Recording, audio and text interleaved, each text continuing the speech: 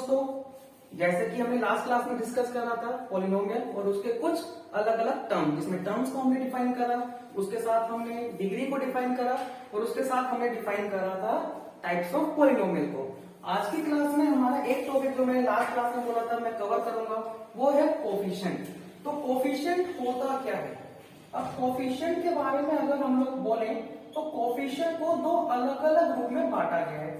एक कोफिशिएंट को हमें बोला गया नॉर्मल कोफिशिएंट, जब क्वेश्चन बिल्कुल साइलेंट होता है और कुछ नहीं बोलता, और एक बार कभी कभार कुछ बुकों में गिवन होता है कि न्यूमेरिकल कोफिशिएंट बताइए।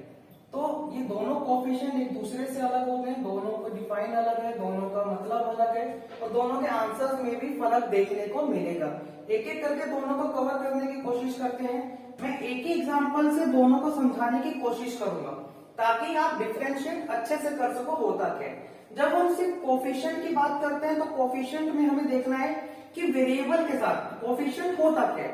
दैट इज वेरिएबल के साथ जिस कोफिशिएंट मतलब जिस वेरिएबल का हमें कोफिशिएंट देखना है उस वेरिएबल के साथ उसके और क्या क्या चीज मल्टीप्लीकेशन में है।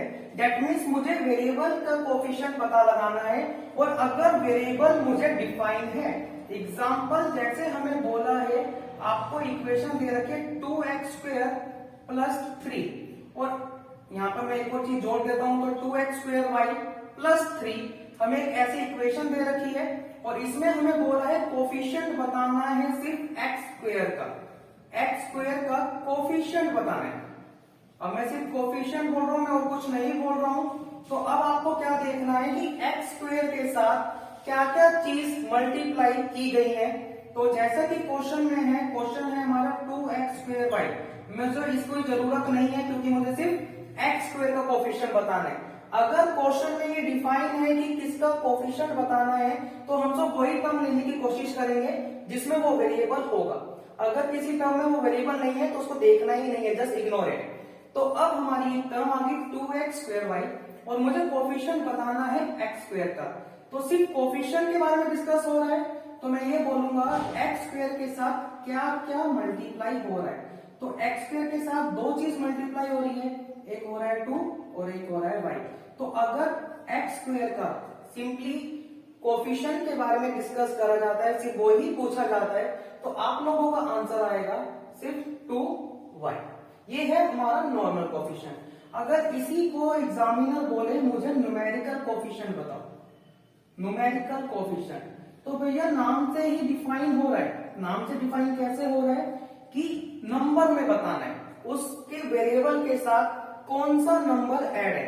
वेरिएबल के साथ दूसरा वेरिएबल है उसका हमें नहीं देखना, हमें सिर्फ नंबर को बताना है।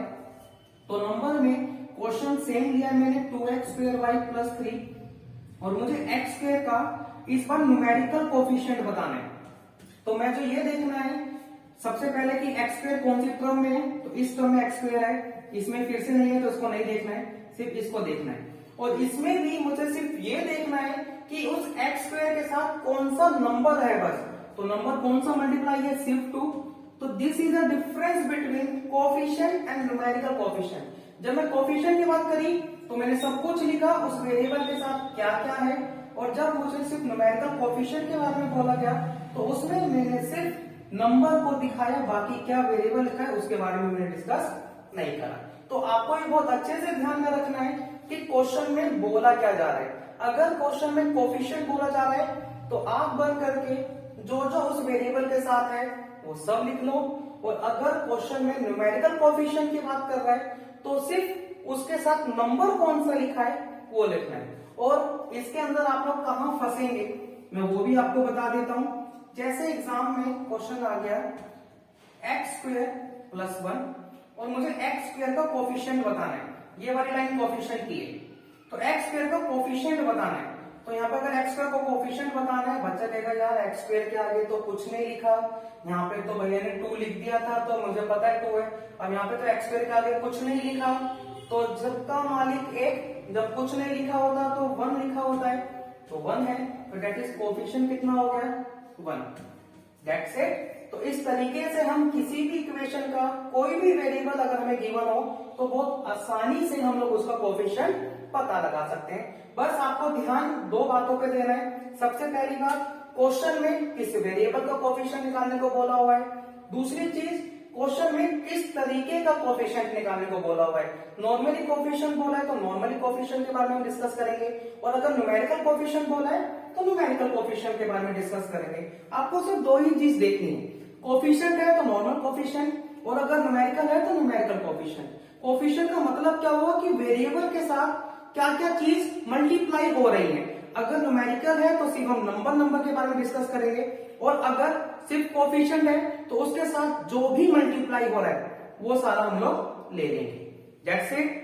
जिसको स्क्रीनशॉट लेना है आप स्क्रीनशॉट लीजिए। तो अब हमने इस चैप्टर में अभी तक हमने क्या क्या टॉपिक कवर करे। हमने लास्ट वीडियो में कवर करा टर्म्स के बारे में, टाइप्स ऑफ पॉलिनोमियल, डिग्रीज के बारे में, और आज की वीडियो में हम कवर कर रहे हैं कोफिशिएंट। तो जो फर्स्ट एक्सरसाइज मुझे करनी है उसके अंदर जो मेन चीजें हैं उन क्वेश्चंस को हम लोग एक बार डिस्कस करते हैं, तो हमें पता चलेगा जो टॉपिक्स हमने कवर करे या जो मैंने सिखाया है कंसेप्ट वो कितना हमारे दिमाग में रिटेन हुए हैं। चलो वन बाय वन में क्वेश्चंस एक बार ट्राई करते हैं, और उसके अंदर हम लोग देखते हैं कि क्या क्या चीजें हमें दे रखी है। हम लोग एनसीईआरटी से देख रहे हैं 2.1 एक्सरसाइज के अंदर जो इन टॉपिक से रिलेटेड क्वेश्चंस थे। सबसे पहला जैसे हमें क्वेश्चन नंबर 2 में पूछा है, अब क्वेश्चन नंबर 2 में हमसे पूछा हुआ है कि कोफिशिएंट ऑफ एक्स स्क्वायर बताइए। Coefficient of x square. अब एक्स स्क्वायर का कोफिशिएंट बताना है तो मतलब सिर्फ कोफिशिएंट के बारे में बात कर रहे हैं, तो अब you know very well coefficient के बारे में बात कर रहे हैं तो सिर्फ एक्स स्क्वायर का बताना है, तो यहाँ पे नॉर्मल कोफिशिएंट और वेरिएबल होगा हमारे लिए एक्स स्क्वायर। अब जैसे कि क्वेश्चन में है 2 plus x square plus x, अब इसमें हमें एक्स स्क्वायर का कोफिशिएंट बताना है, सिर्फ एक्स स्क्वायर को देखना है। तो एक्स स्क्वायर के आगे कोई नंबर मल्टीप्लाई नहीं हो रहा, तो सिंपली जब कुछ नहीं होगा सबका मालिक है, तो दैट इज इसका कोफिशिएंट आ गया ओनली 1। एक छोटी सी और मोटी बात, क्या अगर साइन का हम लोग ध्यान नहीं रखेंगे तो गलत होगा।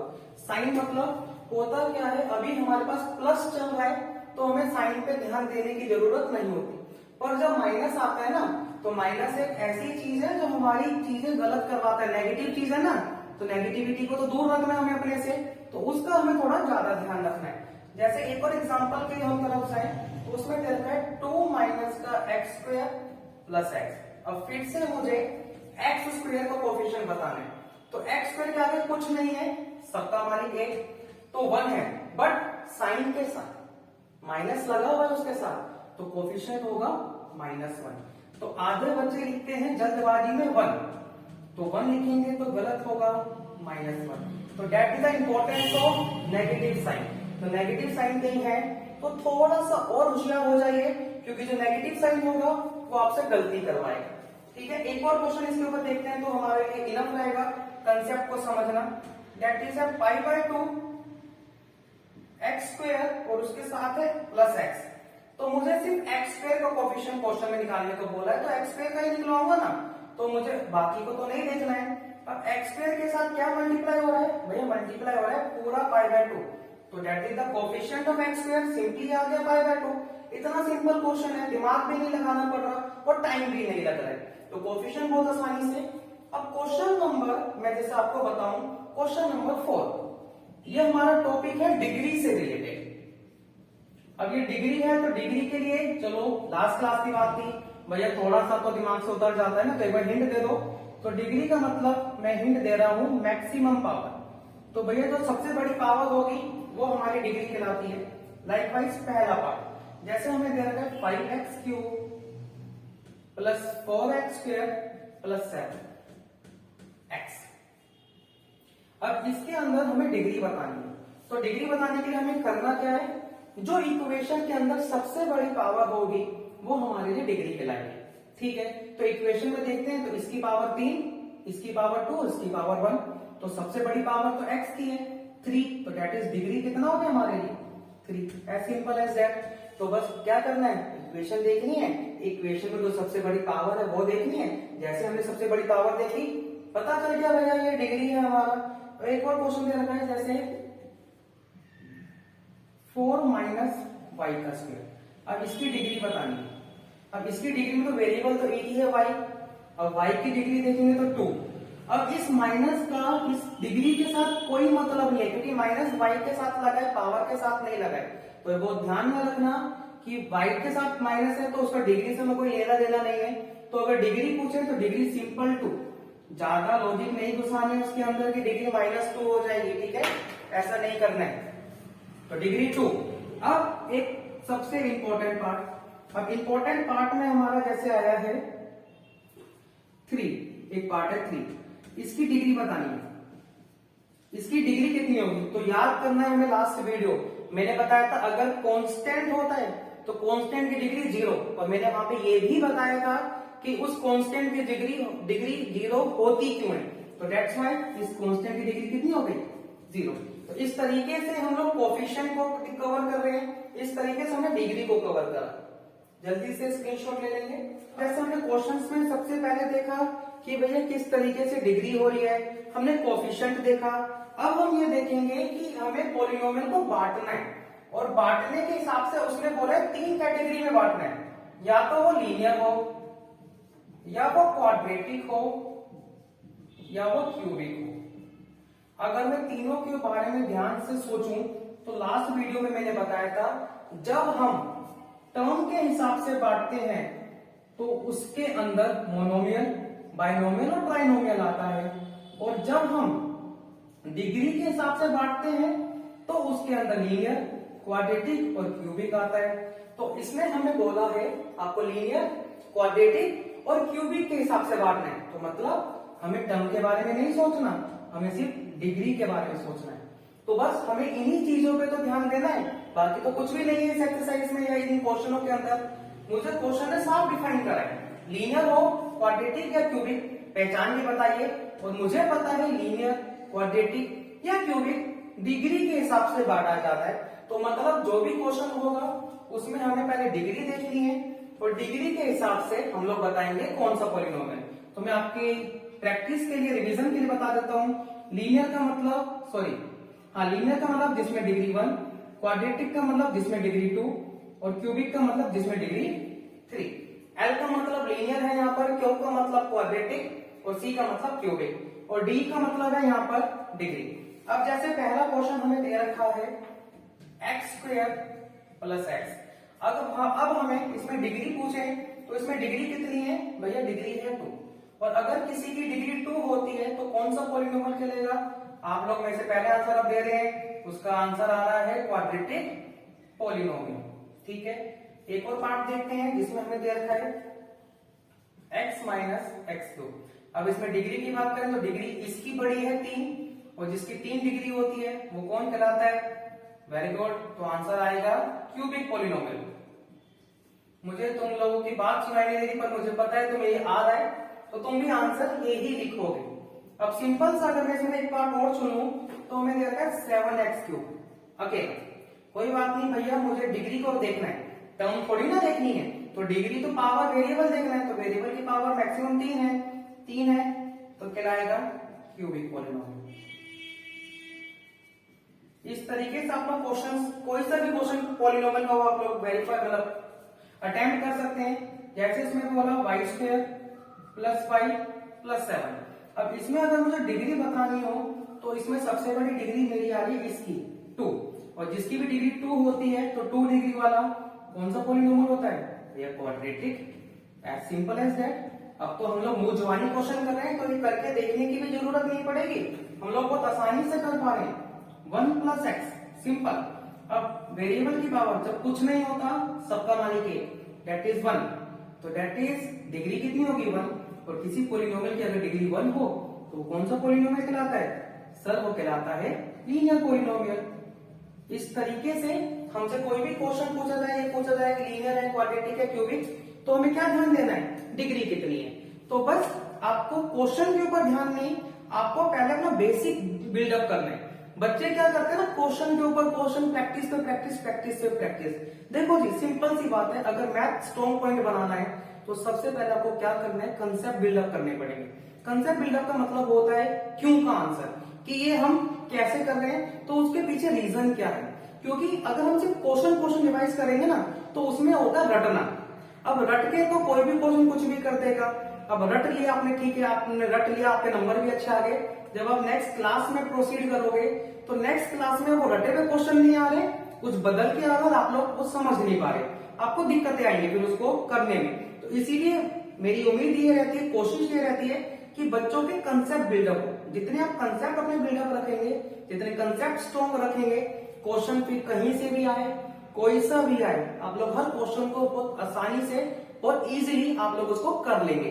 तो मैं ये उम्मीद करूंगा कि क्वेश्चंस के ऊपर कम और कंसेप्ट के ऊपर ज्यादा। तो किस तरीके से क्वेश्चंस होते हैं, तो क्वेश्चन में आपने क्या देखा, अरे कुछ भी तो नहीं था। अगर मुझे कंसेप्ट नहीं आता, सपोज अगर मुझे ये नहीं पता था कि लीनियर, क्वाड्रेटिक और क्यूबिक किस तरीके के पॉलिनोमियल है, इन्हें कैसे देखते हैं, अगर मुझे टर्म और डिग्री के बारे में नहीं पता होता तो शायद मैं आंसर नहीं कर पाता। तो क्वेश्चन से इंपॉर्टेंट मुझे लगा कंसेप्ट। तो यस, जितना कंसेप्ट आप लोग बिल्डअप करेंगे उतना आपके लिए अच्छा रहेगा। उम्मीद करता हूं आज की वीडियो में जो हमने टॉपिक्स लास्ट वीडियो में कवर करे थे उसके ऊपर हमने क्वेश्चंस देखे। क्वेश्चंस की वैरायटीज और भी होंगी, वो भी हम डिस्कस करेंगे। अब नेक्स्ट वीडियो में हम लोग डिस्कस करेंगे पॉलिनोमियल्स को सोल्व किस तरीके से किया जाता है। तो उम्मीद करता हूं जो आज वीडियो में सिखाया गया वो अच्छा लगा होगा आप लोगों को। अगर वीडियो अच्छी लगे तो वीडियो को लाइक करें और चैनल को सब्सक्राइब करें और स्क्रीनशॉट जरूर लें। स्क्रीनशॉट ले लिया होगा आप लोगों ने, होपफुली आपको समझ में आए। और अगर फिर से अगर कोई किसी बच्चे को किसी भी तरीके का टॉपिक में डाउट आ रहा है, कंसेप्ट हो या न्यूमेरिकल पार्ट हो, आप लोग कमेंट बॉक्स में जाके उस अपने डाउट्स को लिखिए। उस डाउट को, ईच एंड एवरी बच्चे के डाउट को इंडिविजुअली कवर करने की कोशिश की जाएगी और जितनी जल्दी होगा नेक्स्ट वीडियो में उसको सोल्व किया जाएगा। Thank you and take care of yourself.